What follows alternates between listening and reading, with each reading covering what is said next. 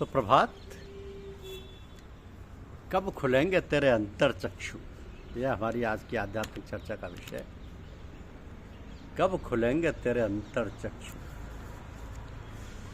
संपूर्ण सृष्टि में मनुष्य ही एकमात्र ऐसा प्राणी है जिसके पास ईश्वर प्रदत्त बुद्धि है, विवेक है, जिससे वह सम्यक सोच विचार कर सकता है। वस्तुतः तो हमारी स्थूल दृष्टि जो देखती है, जैसा सोचती है, वैसा ही हमारा संसार निर्मित हो जाता है। अब इस संसार के बाहर ना तो हम सोच समझ सकते हैं और ना ही सोचने का प्रयास ही करते हैं। सत्य तो यह है कि उसी सीमा के अंदर रहते हुए हम अपना पूरा जीवन काल को सौंप देते हैं। यही कारण है कि हम अपना गलत आदतों को ढोते रहते हैं। अपना संकीर्ण और स्वार्थपरक सोच के बाहर जाकर परमार्थ और परोपकार का कारण नहीं कर पाते। हमारी असंख्य समस्याओं का प्रमुख कारण भी यही संकुचित दृष्टि है। तो यदि इसके परे जाकर हम सूक्ष्म दृष्टि का विकास कर लें तो निश्चित रूप से हमारे जीवन की दिशा और दशा दोनों बदल जाएंगे। परिणाम स्वरूप अब मानव जीवन को जो ईश्वर की ओर से हमें अनुपम उपहार मिला है, उसे बेहतर तरीके से समझने और जीने में सफल हो जाएंगे। तो प्रायः हम किसी भी व्यक्ति के स्थूल आवरण को देखते हैं, वस्तुओं के बाह्य चमक दमक से प्रभावित हो जाते हैं और उसी में आसक्त भी हो जाते हैं। अब देखा जाए तो हमारा नजरिया सही नहीं होता, क्योंकि स्थूल आवरण से व्यक्ति और वस्तु की जो पहचान होती है वह स्थायी नहीं होती। स्थायी होती है भीतर की शक्ति, अंतर की चेतना। लेकिन दुर्भाग्यवश उस शक्ति और चेतना की ओर हमारा ध्यान ही नहीं जाता। हम बाहरी आकार प्रकार से सम्मोहित होकर उसी का ध्यान करते हैं, उससे प्यार करते हैं और सदैव उसके पास रहना चाहते हैं। तो यही मोह या आसक्ति हमारी प्राण ऊर्जा को उस व्यक्ति या वस्तु के स्थल आवरण से अंतरंग रूप से जोड़ देती है। और हमें जुड़ना तो चाहिए था परमात्मा तत्व से, परमात्मा से, किंतु हम जुड़ जाते हैं प्रभु की बहिरंगा शक्ति माया से, जिसका परिणाम होता है आवागमन का अंतहीन सिलसिला, जो हमें दुखों के सागर से बाहर निकलने ही नहीं देता। तो इसी प्रकार हमारी स्थूल दृष्टि दूरदर्शिता से इतनी परे होती है कि हम गाहे बगाए ईर्ष्या द्वेष के दुष्चक्र में फंस जाते हैं। जब हम किसी व्यक्ति की सफलता को देखते हैं तो हम उसे पचा नहीं पाते और अनावश्यक रूप से उस व्यक्ति से ईर्ष्या द्वेष करने लगते हैं। हमारा ध्यान उस व्यक्ति विशेष की सफलता की ओर रहता है। हम इस बात पर विचार नहीं करते कि उस सफलता के पीछे कितना चिंतन, परिश्रम और पुरुषार्थ किया गया है, जिसे प्रेरणा लेकर हम भी सफलता की सीढ़ियों पर आरूढ़ हो सकते थे। तो होना तो ये चाहिए था कि हम उसकी सफलता में लगे अथवा श्रम का सम्मान करते और अपने अंदर भी वैसा ही जज्बा पैदा कर पाते। ईर्ष्या द्वेष एक नकारात्मक विचार है जो हमें बंधन में डालता है। इसी तरह धनी व्यक्ति के ऐश्वर्य एवं साधन सामग्री को ना देखकर उसके द्वारा अर्जित शुभ कर्मों की पूंजी को देखना चाहिए और उसे संचित करने का यथासंभव प्रयास करना चाहिए। कई बार व्यक्ति किसी परिस्थिति से स्वयं को इतना अधिक जोड़ लेता है कि अमृत स्मृति के रूप में वो दृश्य उसके संपूर्ण जीवन में छाया रहता है और उसके वर्तमान जीवन को सतत प्रभावित करता है।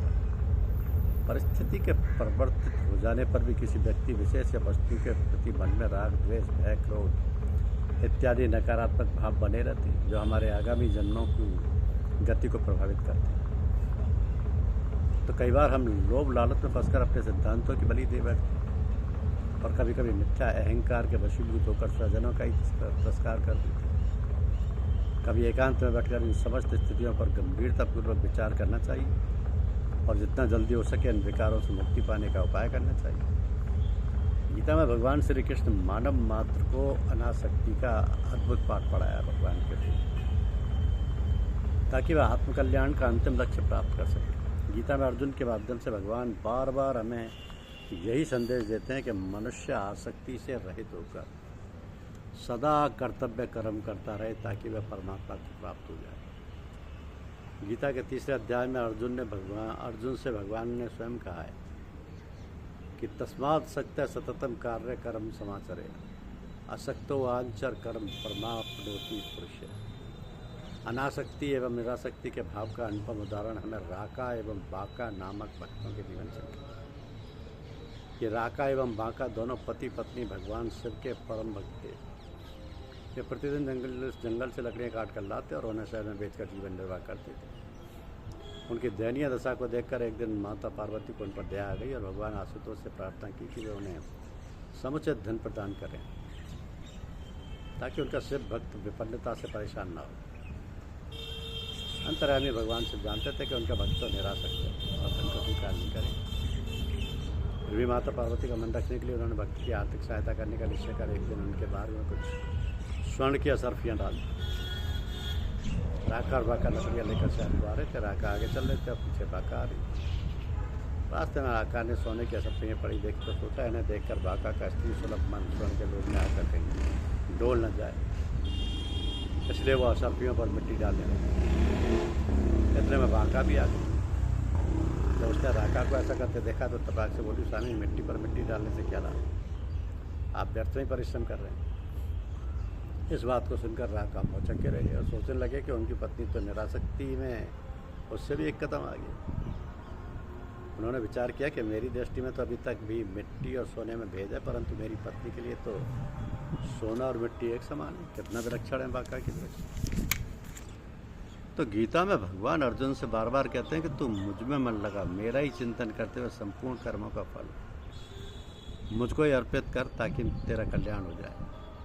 गीता के 12वें अध्याय में कहा है कि भगवान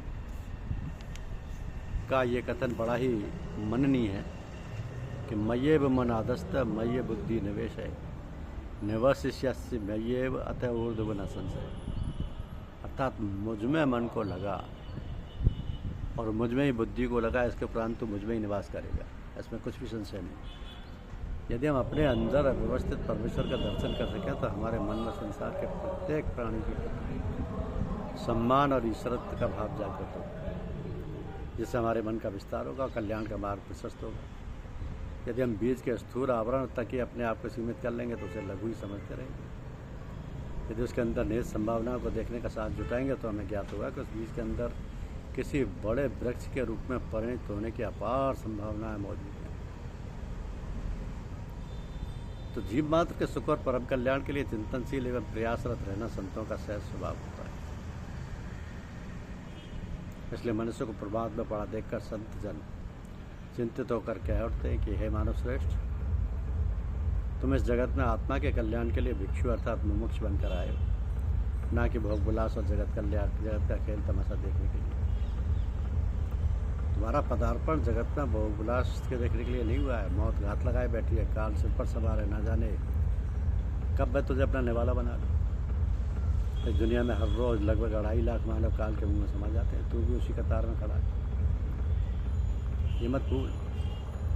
पता इससे पहले कि तुम्हारा स्थूल शरीर काल का ग्रास बन जाए, अपने अंतर चक्षु खोलिए और पूरे जगत के साथ अविलंब जुट जाइए, क्योंकि समय थोड़ा और लक्ष्य बहुत बड़ा है। महापुरुष की ये देशना उचित ही जान पड़ती है कि बनकर आया जग में भिक्षु, कब खुलेंगे तेरे अंतर चक्षु। बनकर आया जग में भिक्षु, कब खुलेंगे तेरे अंतर चक्षु। यदि हम अपनी दूरदृष्टि का विकास करके अपने अंतर चक्षु खोलने का साहस बटोर लेते हैं तो हमारा जीवन रूप सुमन महकर खिल उठेगा, क्योंकि यही एक ऐसा माध्यम है जिसके द्वारा हमें अपने उद्गम परमपिता परमेश्वर का पावन स्पर्श सानिध्य और साहचर्य मिल सकेगा।